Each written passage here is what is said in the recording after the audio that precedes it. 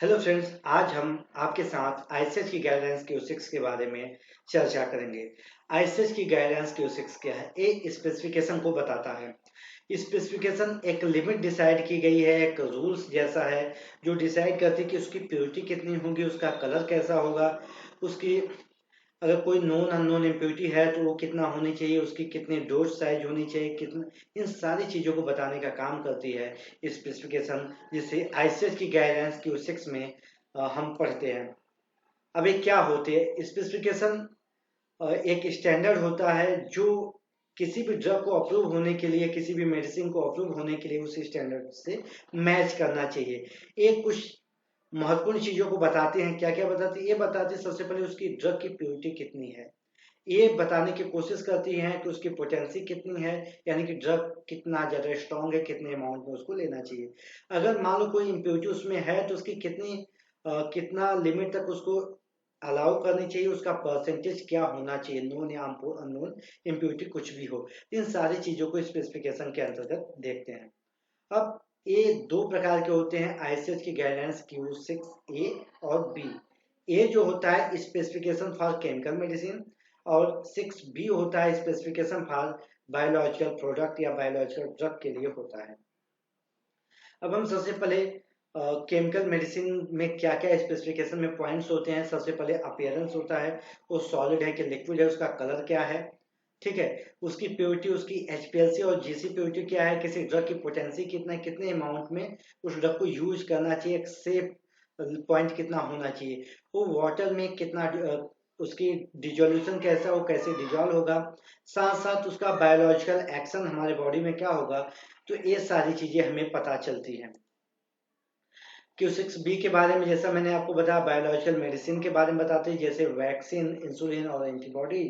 इन सब का स्ट्रक्चर सामान्य केमिकल मेडिसिन से जटिल, काफी कॉम्प्लेक्स होता है। इनको समझना थोड़ा मुश्किल होता है, इसलिए इनके टेस्ट में कुछ एक्स्ट्रा पॉइंट जोड़े गए हैं। इनके टेस्ट में स्ट्रक्चर और फंक्शन को टेस्ट किया जाता है कि कोई भी बायोलॉजिकल मेडिसिन क्या करेक्ट शेप में है, उसकी एक्टिविटी शेप सही है, उसकी प्योरिटी कितने है, प्रोडक्शन के बाद उसकी जो प्योरिटी आई है वो कितना प्योर है, स्टेबिलिटी, वो अलग अलग टेम्परेचर, टाइम ड्यूरेशन और मॉइस्चर कंडीशन में कितनी ज़्यादा उसकी स्टेबिलिटी है, इसको भी स्टडी किया जाता है।